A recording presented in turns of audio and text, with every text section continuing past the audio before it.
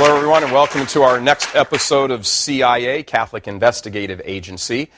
As we normally do for these, we have researched for hundreds of hours on this topic. We're talking about the Latin Mass, the Tridentine, traditional Latin Mass, the Tridentine Mass, and the Novus Ordo, a little history of how the Novus Ordo came to be, and why the Pope is making the traditional Latin Mass so much more available all of a sudden. If you're under 50 and you're in the church, a Catholic, you're sort of sitting there, what's all this about Latin Mass? I don't know anything about Latin Mass. Well, that's one of the reasons that we're doing this show, and a number of people in Rome are very interested in making sure that the message gets out about what is being called the reform of the reform, and we'll see a lot more of that as the years come along. You're going to see in the parishes in 2011 a good number of changes to just some of the responses that we make as people. That's all part of what's called the reform of the reform. We'll get into that a little bit later in the second part of our show. To give you an example of some of the research we did, all of these books up here and a number of articles, our research team, our crack research team has read various ones of these. We've had conference calls with people like Father Peter Stravinskas and Alice von Hildebrand. This is an exceedingly well-researched show, and it's hundreds of hours, articles, online articles, different major portions of these books, in some cases the entire books. So again, as we always tell you, we have hundreds of hours of research available. When you look at the final product here, the DVD of this, we will also have produced another information DVD that has all of the research on it, all the references to the books, the articles, all of that sort of thing. So again, we can't collapse 400 or 500 hours of research on stage here, not in the heat under these lights, but we sort of sum it up and give it to you in roughly an hour, and then hopefully you'll pick up the ball, learn much more about it yourself, and spread the word. I can assure you the Vatican and people of the Vatican want this reform of the reform being understood by the laity. So that's what we're going to get into now. We have a certain thesis. We begin every CIA show with a thesis. And our thesis for this episode of Catholic Investigative Agency is that certain individuals at Vatican II set about to destroy the theology of the Catholic Mass, which would ultimately destroy the Catholic Church. It's quite a bold statement. There's an old saying in the Church which sums up the connection between prayer and belief, and that is, lex orandi, lex credendi. It's translated, the law of prayer is the law of belief. Now, there's an intimate connection, a very intimate connection, between how we pray and how we believe. Since the purported aim of these individuals was to destroy the faith, they had to first destroy the prayer of the Church, the highest form of the prayer of the Church, which is the Mass, the holy sacrifice of the Mass. In fact, many of those involved with the deformation of the Mass were not bashful at all about their work. One priest, for example, Father Joseph Guilleneau, he was a Vatican II Periti, we'll get into that in a moment, said, "This needs to be said without ambiguity. The Roman Rite, as we knew it, no longer exists. It has been destroyed." One of the leading opponents of the drastic changes at the Council, Cardinal Alfredo Ottaviani, said, "They wanted to make a clean slate of the whole theology of the Mass. It ended up, in substance, quite close to the Protestant theology, which destroyed the sacrifice of the Mass." Now, these are all very high-ranking people at Vatican II. All the people behind the scenes, these are their comments. They knew what was going on. In the words of the famed and noted philosopher Dietrich von Hildebrand, truly, if one of the devils had been entrusted with the ruin of the liturgy, he could not have done a better job. So, let's present some history. In the 17th and 19th centuries, a heresy known as Jansenism began to appear in the Church, largely in France. Jansenism was tied closely in its outlook to sort of the Protestant understanding of grace and predestination and man's relationship to God. The matter of fact, Jansenism sounded very much like the Protestant revolt of Martin Luther and John Calvin. It was named after its chief proponent, a Catholic bishop by the name of Cornelius Jansen. This corruption of Catholic theology, which is what every heresy is, began to express itself in strange liturgical innovations, like dancing at the liturgy and prophetic utterances. Sound familiar? About liturgical dancing, Cardinal Ratzinger said, "Dancing is not a form of expression for the Christian liturgy." Take that to your parish worship committees as a quote. Write that down. These new rites, the jumping around, the prayer, the prophetic utterances, and the theology behind them began to gain popularity among many Catholics in the pews as time went by. The populace, regular people going to Mass every day, every Sunday, began moving away from the liturgy and the ecclesiastical forms and the tradition. In the middle of the 19th century, a Benedictine monk by the name of Dom Guéranger, he was the founder of the French congregation at Solesmes, he set about wanting to revitalize an appreciation for the Mass, which at the time was the Tridentine Mass. It was the previous Mass for the 1300 years before that. It was the Mass. It was eventually codified by the Council of Trent in the middle of the 16th century. And remember, it was the only Mass there was. He's considered, Guéranger, is considered the founder of what became known as the new liturgical movement. But what it started out as is not how it ended up. A number of decades after his death, another Benedictine, Dom Baudat, took up the reins of the cause with an eye to transforming the liturgy itself. This was a departure from what Guéranger had thought. Guéranger had wanted to make the people understand, help them understand more the beauty and the depth of the Catholic Mass, to make it more meaningful to them so they would understand it more. That's how the new liturgical movement began. Baudat wanted to change the Mass itself, not get people's appreciation better, but to change the Mass itself in an effort to make it more ecumenical, more welcoming to Protestants.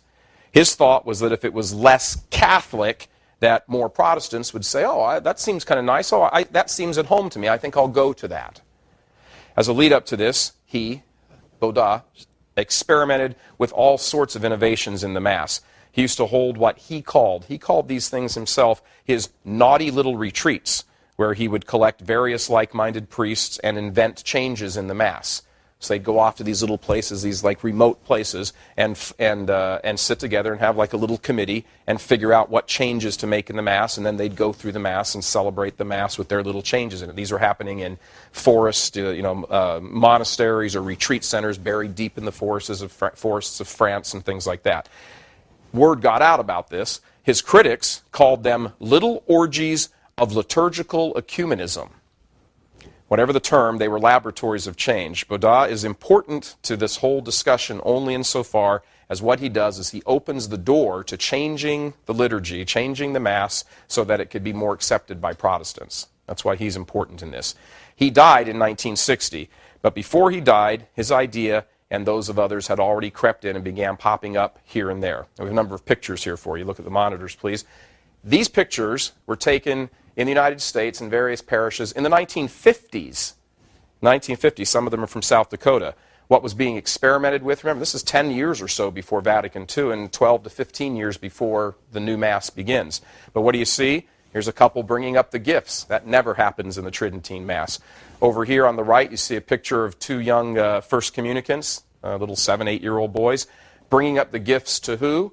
Cardinal Cushing in Boston in the 1950s. A couple other pictures we have. This is a Mass and celebrated in a parish in South Dakota, and I believe it was 1954. I might be wrong on the year, but in the mid-50s, where the priest is actually facing the people. No ad orientem. This is 10, 15 years before the new Mass comes in. A couple other pictures we have here. On the left, you see nuns processing up the aisle, bringing up the gifts.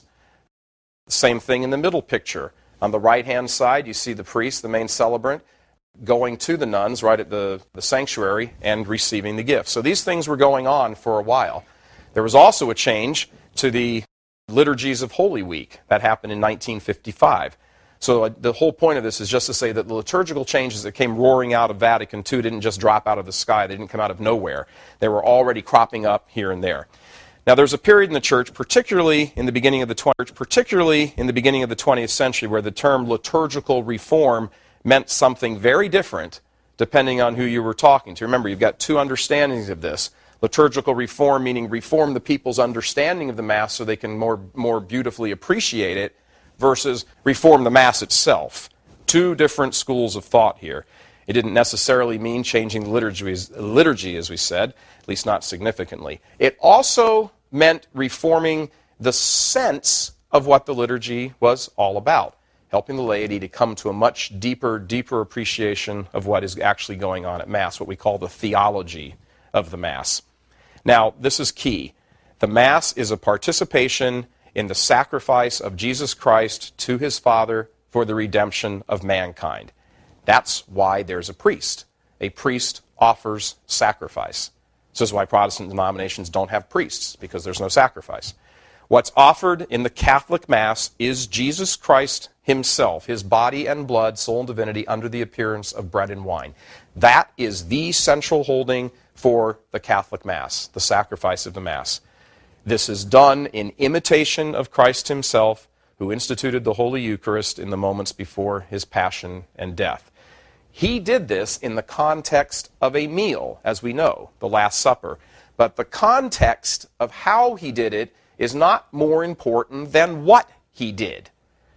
It's that he was introducing himself, and this was a representation, a representation in advance, in anticipation of what was going to happen on Calvary. And it was something he gives to the church from time immemorial. That's the point of it. The point that it happens in a meal, in the setting of a meal, is not as important as the fact that there is a sacrifice going on. Then Cardinal Ratzinger said, the Eucharist that Christians celebrate really cannot adequately be described by the term meal. But if you go into tons of Catholic parishes these days, what do you hear? Oh, it's the supper. Oh, it's the meal. It's the supper meal. The word sacrifice you barely hear anymore. You barely hear anymore. So the emphasis is no longer on sacrifice, but it's on the meal. Indeed, if the sacrificial victim, as we understand this, is the sacrificial victim, and this is back from the Old Testament as well, if the sacrificial victim is not eaten, then the idea of the sacrifice being participated in doesn't happen. So the idea of a meal or supper is secondary to the sacrifice itself. That is Catholic theology, and that's what the entire Mass is built on, that theology. This is where Protestant and Catholic understanding of what happened in the upper room the night before Jesus' Passion start to separate. And, as chance would have it, it's this dispute over the understanding of the liturgy where this reform, which way the reform goes, starts to break apart. Is it a sacrifice or is it a supper? Some wanted to change the emphasis of the Mass, while others wanted to improve the understanding of the Mass. It's very key to understand this. This becomes a whole sore point when people start arguing. The so-called conservatives and liberals start arguing. Change, change, change. Well, what's the change for? The change is to make us more appreciative of what's going on, or is it to just change the Mass? So be very careful when you hear the word change. It means two different things depending on which side you're talking to. As history has proved out, the one camp that won this was the one that wanted to change the Mass, not the one that wanted to make us more appreciative and understanding of the theology. When Vatican II began in 1962 under Pope John XXIII, liturgical reform was just one of the items that was up for discussion and up for change by the Council Fathers. It was, however, though, in fact, the very first reform to come out of the Council. And it was largely driven by a group known as the Periti. Now, we mentioned those earlier. We had a quote from one of them. Periti were liturgical experts. The word Periti is Italian for expert. And they were extremely influential behind the scenes of what was going on at Vatican II. They were the ones who had the ideas in their minds of what should happen to the Mass, what the changes should be in the Mass. Now, they didn't have any power themselves, but one English fellow by the name of Douglas Woodruff, he was an outstanding English Catholic scholar, and he was editor of the newspaper, the British newspaper, The Tablet, during Vatican II. He said, "For in a sense, this council has been the council of the Periti, silent in the aula, but so effective in the commissions and at the bishop's ears." The Catholic bishop of the counties of Cork and Ross in Ireland, Bishop Lucy, said, quote, "The Periti were more powerful than most bishops, even though they had no vote, because they had the ear of a cardinal or the head of a national group of bishops, and they were influential in drafting the council documents." He said the expert is the person with the power. The first document to come out of the council was entitled Sacrosanctum Concilium, means the Constitution on the Sacred Liturgy. It was promulgated on December 4th, 1963. What this document actually says becomes the whole sore point, the whole source of the heated debate that starts going on in the church and still goes on when people are running around in parishes. Oh, Vatican II said this, and Vatican II said that. Really? Have you read the document? And this is where our discussion must turn to a man by the name of Father Annibale Bugnini. He is the one figure who is crucial to our understanding of the changes that occurred in the Mass. So let's talk about him. First, the man. While it has never been completely established that he was a Freemason, he himself actually denied it up until his death. Leading intellectuals in the church, not the least of which were Dietrich von Hildebrand and his wife Alice, as well as many, many others, are convinced that he was a Freemason. Freemasonry was first condemned by Pope Clement XII in 1738 with a papal bull. Catholics are forbidden from joining Masonic lodges. The reason is that Freemasonry is a secret society opposed to many teachings of the Catholic Church. In fact, it is condemned outright as a force bent on destruction of the Catholic Church, not just a contrary opinion. According to Pope Pius XII in 1958, the roots of modern apostasy, listen to the language he's using, the roots of modern apostasy lay in scientific atheism, dialectical materialism, rationalism, Illuminism, laicism, and Freemasonry, which is the mother of them all. In fact, since 1738, and this is according to the Masons themselves, 8 popes have condemned Freemasons 17 times and reiterating the ban on another 400 occasions. And this condemnation has never been revoked. As a matter of fact, it was recently restated by then Cardinal Joseph Ratzinger, obviously Pope Benedict now, when he was prefect for the Congregation for Doctrine of the Faith, the CDF. He said, the Church's negative judgment in regard to Masonic association remains unchanged, since their principles have always been considered irreconcilable with the doctrine of the Church, and therefore membership in them remains forbidden. The faithful who enroll in Masonic associations are in a state of grave sin and may not receive Holy Communion. So if anybody tells you the Freemason thing is, oh, we're kind of all buddies and chums now, yeah, let bygones be bygones. Well, the bygones haven't bygoned, they're still here. If Bugnini was a Freemason, and like I said, many, many people believe he was, if he was a Freemason, and the suspicion, as we said, is much more than just idle Roman gossip, then the changes that occurred in the Mass now take on something of a sinister nature. If he was a Freemason, then he was actively trying to destroy the Church by destroying the life of the faithful, by destroying the Mass, by introducing all of these changes into the Mass. Bugnini was the man who had the single greatest influence on the changes in the Mass. And we're going to show you how. This is how. About 15 years before Vatican II begins, Bugnini began intensive liturgical studies. He kind of became something of a liturgical expert. In 1948, he was appointed the secretary of Pope Pius XII's Commission for Liturgical Reform. In 1956, he became consultor to the Sacred Congregation of Rites. Now remember, 1956, we're starting to get up to Vatican II. Pope John XXIII isn't there yet. The council hasn't been called, but he is moving to the forefront of the liturgical movement. In 1957, he becomes professor of sacred liturgy at the Lateran University in Rome. 2 years later, in 1959, Pope John XXIII calls for the Second Vatican Council. And in 1960, he places Father Bugnini in a position which enables him to exert incredible influence on the future of the Catholic liturgy. He was appointed secretary to the Preparatory Commission for the Liturgy of the Second Vatican Council. In other words, he's the guy in charge of the committee that's looking at all of the changes in the Mass. He becomes the top dog, in effect, sort of the general on the ground.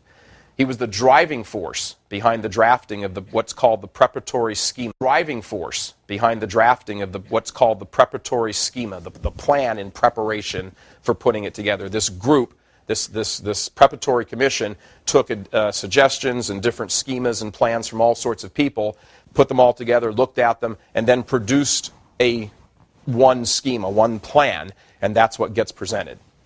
This draft document, the draft document on the liturgy, is the one that was to be eventually be placed before the council, before the Second Vatican Council, for the fathers of the council to discuss. It was referred to by some as the Bonini schema, by his admirers actually, and was accepted as the document, the schema, that was produced by the Liturgical Preparatory Commission. That vote was taken on January 13th, 1962. It was his document. They had all these documents. His document, no surprise there, he was the head of the commission. His document is the one that comes out of this commission as, here are our suggested changes to the Mass. The Liturgy Constitution, which the Council Fathers eventually voted on, was substantially identical to Bonini's draft schema. Now, it should be noted that there were substantial misgivings about the plan from the beginning, but for reasons that we can never really seem to know, and all of these different authors never seem to really nail it down, and it seems to be lost to history, or we just don't know. But for whatever reason, Bonini was able to overcome whatever opposition he had, and he had a lot of opposition to his plan. In either case, whatever happens, on December 4th, 1963, as we've noted, the Second Vatican Council adopts and approves Bonini's plan for changes to the Mass. So what were Bonini's thoughts about the changes in the Mass? His own thoughts, him personally? We must strip from our Catholic prayers and from the Catholic liturgy everything which can be the shadow of a stumbling block for our separated brethren, that is, for the Protestants. This is the guy who formed the new Mass. Now that quote is extremely telling. He gave it to Osservatore Romano, the Vatican newspaper, in 1965. Now the question's been out there all this time if Bonini was actually concerned with making the Mass more Protestant-friendly, or whether he was just using that as a cover for a Freemason plan to actually destroy the Mass. Now, we don't really think the answer to that's ever going to be known. As we said, he himself denied that he was a Freemason right up to his death. But whatever his motives, and like we said, there's no way to know what his intention was.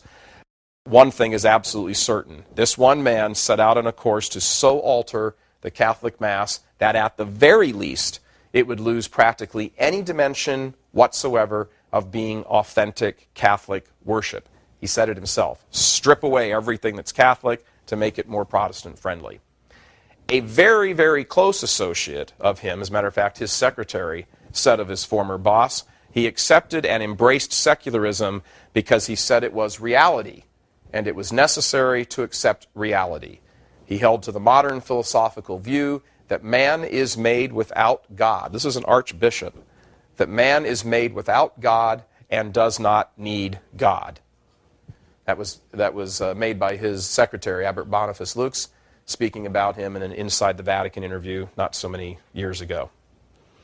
As to the curious question of whether he was a Freemason bent on destroying the Mass, a serious issue, some series of events happened which really started to feed this understanding or this suspicion. Very shortly after his schema is adopted by the Preparatory Commission, Bonini was suddenly removed as the secretary to that same commission and lost his professorship at the Lateran University in the same case. That happened in early 1962, very shortly after his schema is adopted by the Preparatory Commission. Because of who he was and what he was doing, nobody really believes that these moves could have been made without the knowledge and probably the consent and permission of John the 23rd. Most likely his consent. So stripped of his power, it looks like in early 1962 that Bonini just has sort of moved off the stage, he's lost all of his authority. However, not very shortly after that, John the 23rd dies, Pope Paul VI is elected, and he appoints Bonini as secretary of the official body to implement the changes to the Mass that Bonini himself has guided through the Preparatory Commission 2 years earlier. So in 1964, 2 years after being canned, he became the secretary of the Commission for the Implementation of the Constitution on the Liturgy. That's big, large Roman speak for a body referred to as the Concilium. Now, no one seems to know why he'd been dismissed by one pope and almost immediately reappointed by another. In either case, he was now in a very powerful position to push through the very plan that he had written himself 2 years earlier. Now, a word real quickly about Pope Paul VI here. According to our sources who had direct contact and access to Pope Paul VI, and had private audiences with him with no one else in attendance except them and the Holy Father. Pope Paul was sort of a weak-willed man. This is not talking about his holiness. It's not talking about his intentions. This is talking about his constitution. He was a weak-willed man who they believed was easily manipulated. He totally supported the idea of getting rid of the Tridentine Mass, the traditional Latin Mass, from the outset. He wanted it gone. And it was only some very strange quirk that actually kept him from totally eliminating it. When word began circulating that he was about to totally abrogate the Tridentine Mass, to totally blow it up, a number of prominent Catholics wrote a personal letter to him asking him not to do so. According to reports, it was the presence of Agatha Christie's name on the list of people who'd signed the letter that he said, oh, he sort of jumped out and was like, oh, Agatha Christie? And so for the sake of the Catholics, most of them English Catholics on this letter, he did not totally abrogate the Mass. So the Mass was never done away with. For those of you who've sat in parishes, people here in the TV studio audience, or people sitting at home watching this, the traditional Latin Mass, the Tridentine Mass, was never abrogated. That's a point you hear constantly, oh, we won't do that old Mass anymore. That old Mass was never abrogated.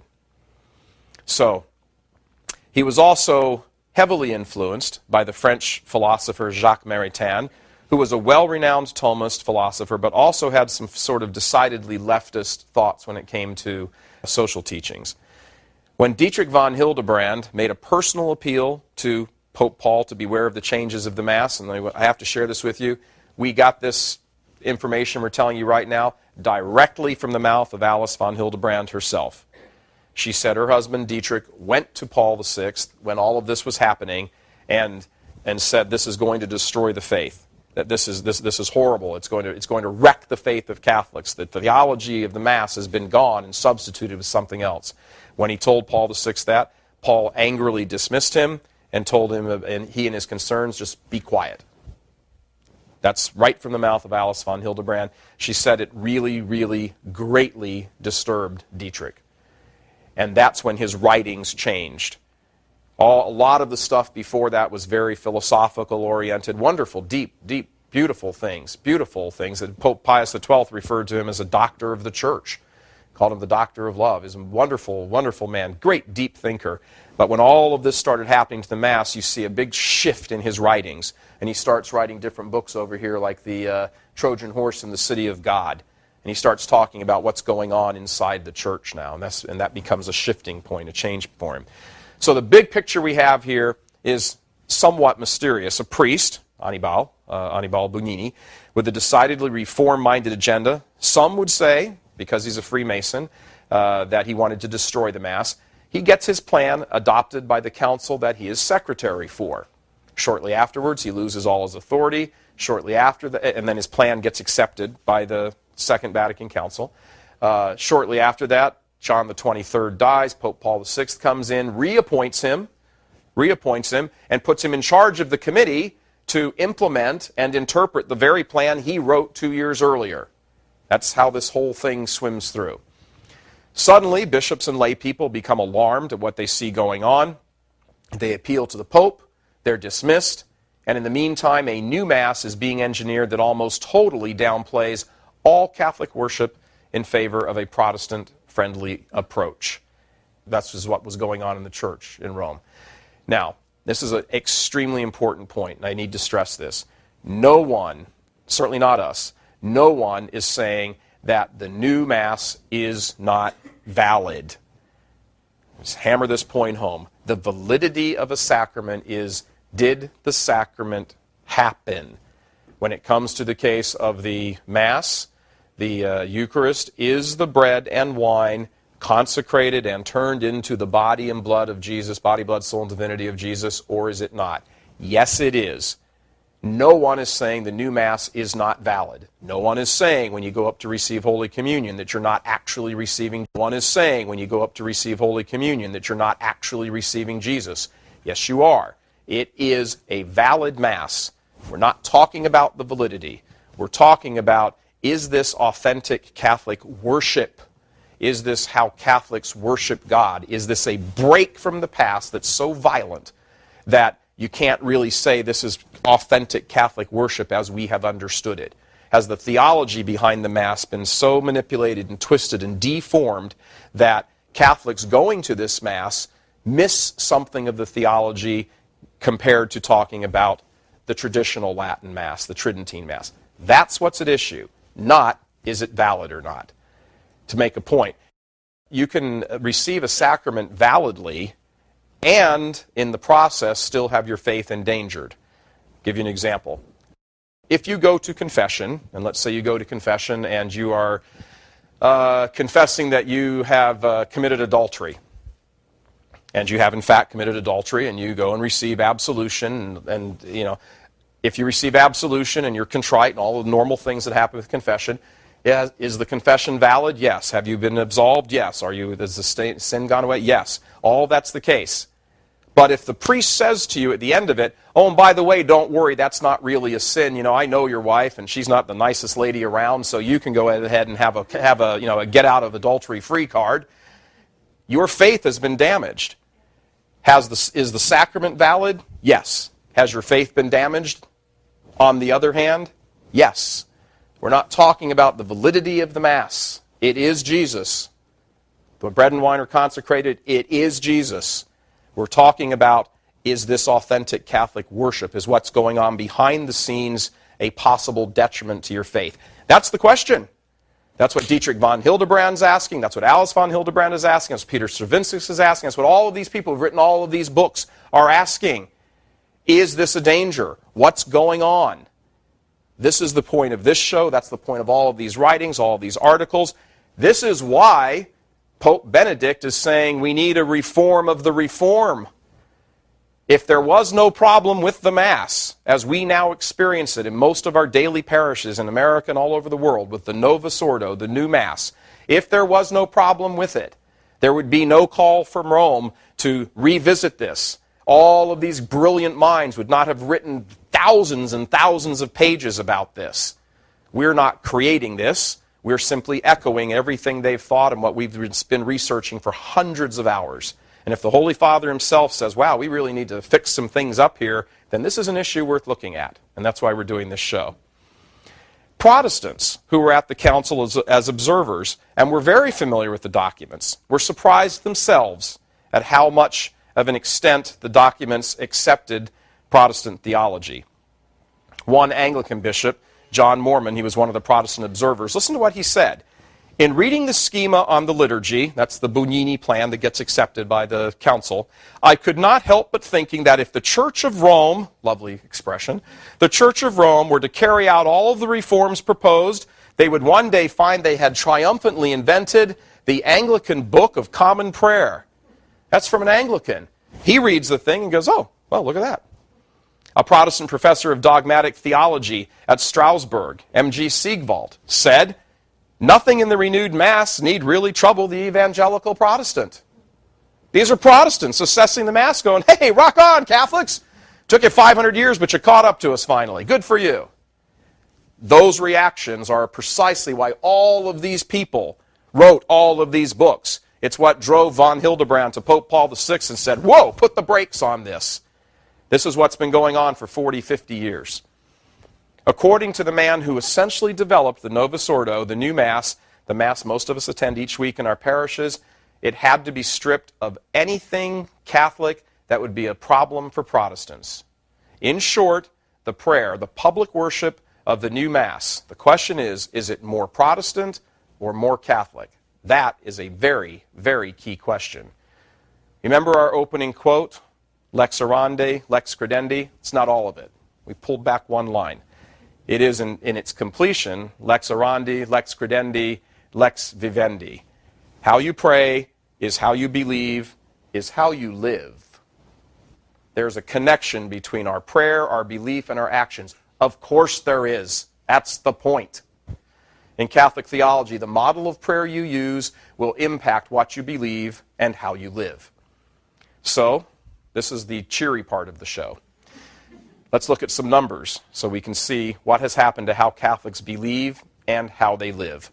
Since the introduction of the new Mass in 1969, the Novus Ordo, enrollment in Catholic religious seminaries worldwide, these are religious orders worldwide, has dropped precipitously. Hold on to your seats.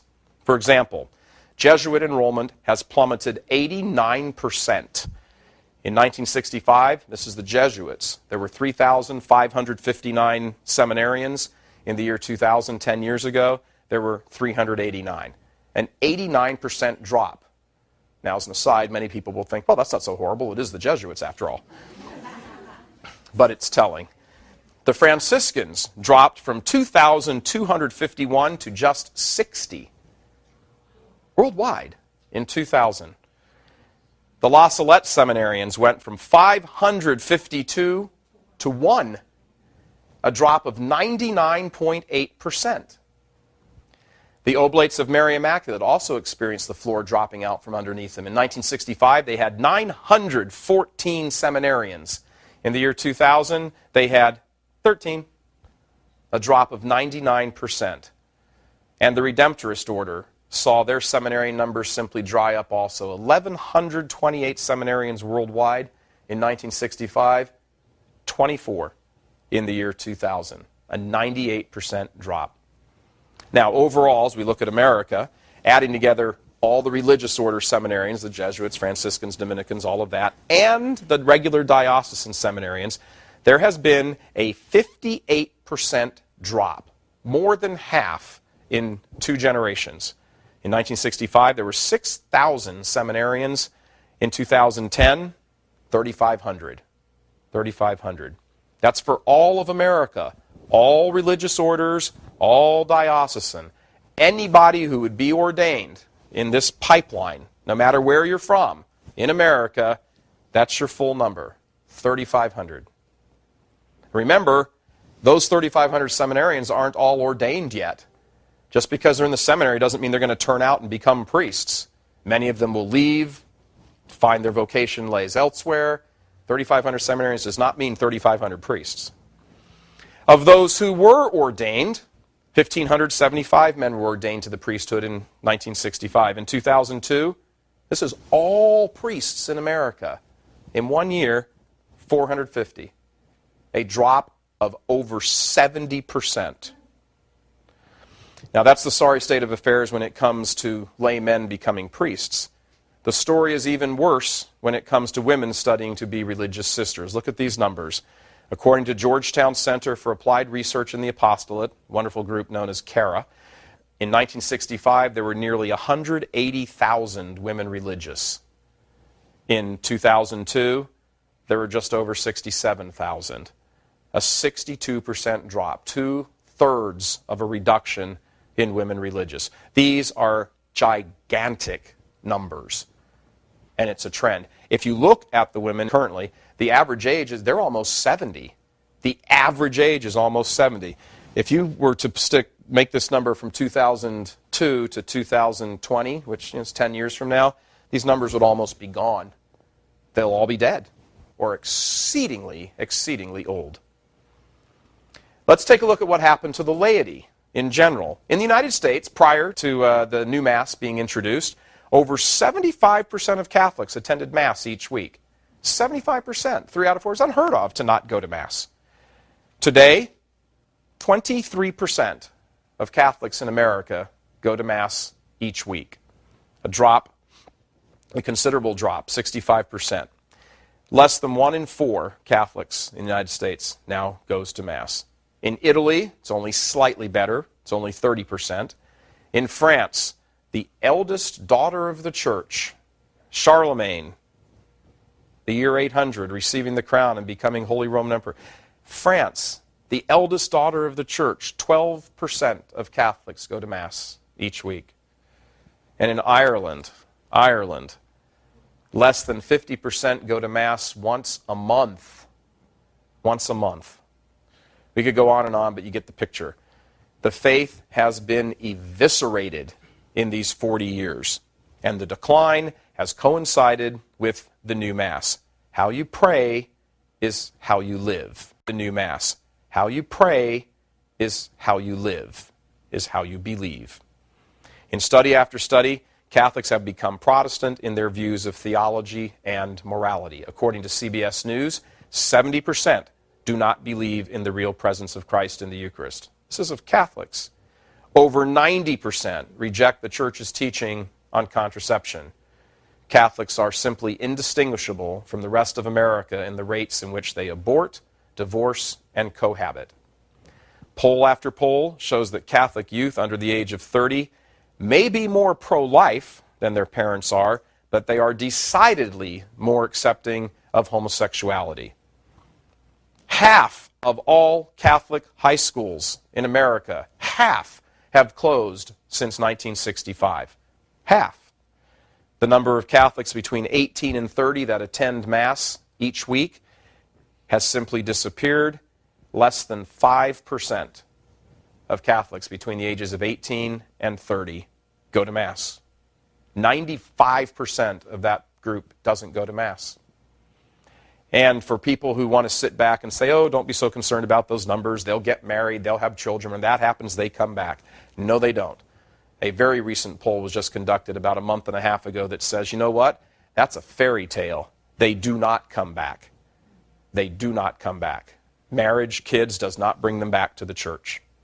You could simply ask yourselves, well, if they grew up in all of this, and if they're under 30, they did, what would they feel this great pressing need to come back to? There's no denying that since the new Mass, the Church, in its Catholic character, in its public worship and living out of the faith by the laity, has simply been wiped off the map. So devastated has the faith become that when he was still Cardinal Ratzinger, Pope Benedict XVI said the church may simply have to become smaller and live in isolated little pockets like it did back in the beginning centuries of the church. In fact, in 1997, he said, I am convinced that the crisis in the church that we are experiencing is to a large extent due to the disintegration of the liturgy. When the community of faith, the worldwide unity of the church and her history, and the mystery of the living Christ are no longer visible in the liturgy, where else then is the church to become visible in her spiritual essence? Then the community is celebrating only itself, an activity that is utterly fruitless.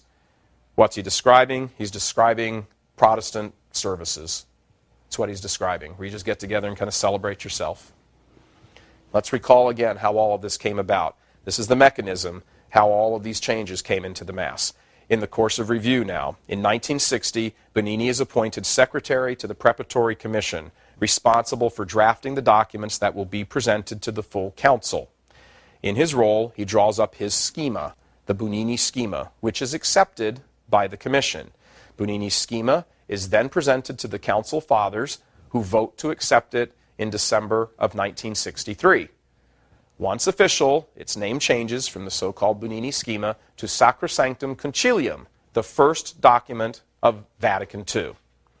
In 1964, the Concilium was established, the body, the group that was in charge of this, was established to implement Sacrosanctum Concilium. This was the body that Bonini was in charge of. Remember now, the document is the same one that he had written and drawn up himself 2 years earlier. Now, secretary to this body, he would also have oversight in implementing it and it being promulgated to the world. That's how this whole thing happened. This dual role of writing the document in 1962, which is eventually accepted by the Council Fathers, and then interpreting and implementing it starting in 1964, prompted one cardinal from England, John Heenan, to say, God forbid that the people who wrote the document would also be the ones who advanced it. But that is exactly what in fact did happen. In 1967, after a series of small incremental changes, Bonini unveils his vision for the new Mass to a synod of bishops in the Sistine Chapel right under Michelangelo's glorious frescoes. He unveils his Mass. Here it is, folks. We've had the Tridentine Mass, but here is the Bonini Mass. And reports are that this Mass was so repulsive and so disturbing that more than half of the bishops simply got up and walked out of the Mass. Precise changes that they found to be so disturbing, it's kind of a matter of debate. If you read through all of these things in different articles, you'll hear this, and then somebody will say, well, no, it wasn't this, it was that. But the point was, no one challenges the fact that a huge number of bishops got up and walked out and said, whoa, this isn't Mass, this isn't the Mass that we know, this isn't even close to it. What we do know is that there was this huge consternation and upset about what he did actually change. One bishop made these comments when he finished asking Bugnini about his radical changes. This bishop said he, Bugnini, spoke absolutely as if there had never been a Mass in the church before him. He spoke of his normative Mass as a new invention. Those comments were later echoed by people like Cardinal Ratzinger when he said, "In the place of liturgy as the fruit of development came fabricated liturgy. We abandoned the organic living process of growth and development over the centuries and replaced it, as in a manufacturing process, with a fabrication, a banal on-the-spot product." Look who's making these comments. Despite all the various objections, when it came time to being voted on by the bishops, it was passed. 71 bishops voted to approve, 43 voted not approved. That's hardly a ringing endorsement. And 62 approved with reservations, some of them very serious reservations. Nonetheless, after this, 2 years later, and this is the Mass that they saw inside the Sistine Chapel in 1967. 2 years later, in 1969, on April 3rd, Pope Paul VI officially promulgates this Mass, the Bugnini Mass, with little to no changes to the one presented in the Sistine Chapel. The official document is called the Apostolic Constitution on the New Roman Missal and was the groundwork for the Mass we see today in all of our regular parishes. Archbishop Bugnini crowed about this in 1974. He said, "The liturgical reform is a major conquest of the Catholic Church, and it has ecumenical dimensions, since the other churches and Christian denominations see in it not only something to be admired in itself, but equally as a sign of further progress to come." Notice what he says here, since the other churches and Christian denominations. There is no such thing as other churches. And we, the Catholic Church, are not one of a number of denominations. Protestant ecclesial communities are denominations. We are not. We are the original church that goes back to Jesus Christ himself, founded on Peter. This is an archbishop equating Protestant groups that he's incorrectly calling churches with the Catholic Church, as though, oh, now we're all the same, and we can all get together and hold hands and do our stuff together. And he's wrong. And Pope Benedict XVI, when he was still the head of CDF, corrected this understanding that we're all churches. No, there is one church. Our Blessed Lord founded one church, and it's the Catholic Church. Everything else is an ecclesial community.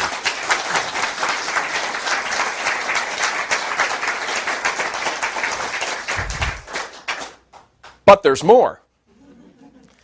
The wording of this document is so vague in many places, and some people think it was deliberately written that way, that they actually accuse Bugnini of making it vague so that people could come around later and interpret it whatever way they wanted to. That not only the theology behind it is questionable, but the various implementations can be considered vague and open to wild interpretations. Now, Cardinal John Heenan, again, the same one who said, oh, please don't let the people who wrote this be the ones who implemented it.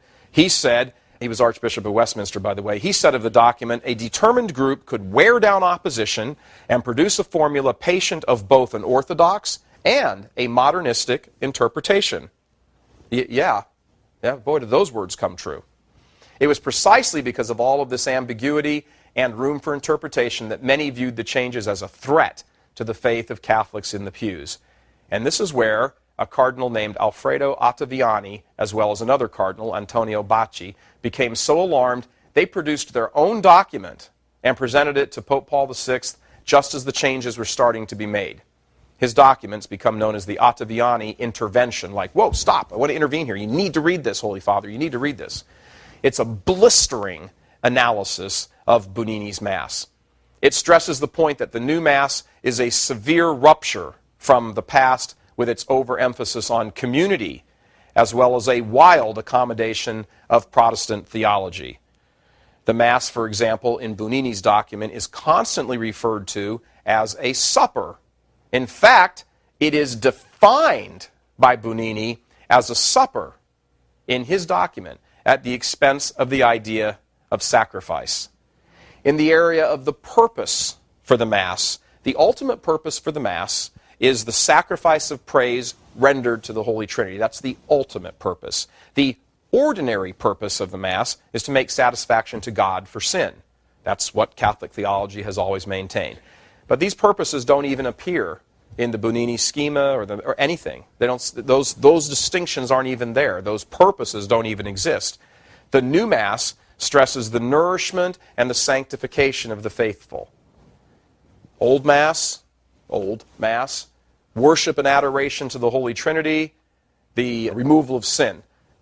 Here, hey, we're all nourished and getting along together. Two entirely different structures here. The intervention takes special exception, as a matter of fact, Ottaviani's intervention takes special exception to the term bread of life and spiritual drink.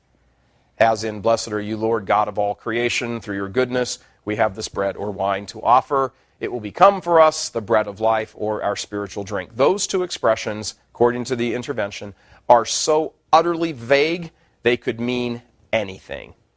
In fact, with the reduction of the Mass from a sacrifice to a supper, this is a quote from the intervention, with its de-emphasis on the sacrificial nature and overemphasis on the community, the Mass will turn into a philanthropist's meeting or a charity banquet. That was Cardinal Ottaviani's analysis or assessment of the Novus Ordo. The language used in the new Mass confuses nearly every aspect of the Mass. The idea of sacrifice, who's actually offering the sacrifice. The understanding now in so many Catholic parishes is that we all offer the sacrifice as a community. No, we don't. That's what the priest does. That's why the priest is a priest. The idea of an altar versus a table. Come up around the table of the Lord. Remember that song in the 60s? Gather round the table of the Lord. Yeah, I know that'll be the last time I do that. The total absence of the word transubstantiation. With all of these confusions, the very nature of the faith itself is undermined. This is what Ottaviani was stressing. So the former theology is largely dismissed and substituted. But the question is, what is it substituted with? When that old theology, the Catholic theology, is gone, something else is brought in. What is the something else? That's what we're going to talk about when we come back. We're going to have on stage a very, very knowledgeable priest who knows an awful lot about this and is going to sit and ask him a few questions, and we'll hear his responses to what's going on with the Mass. We'll be right back right after this.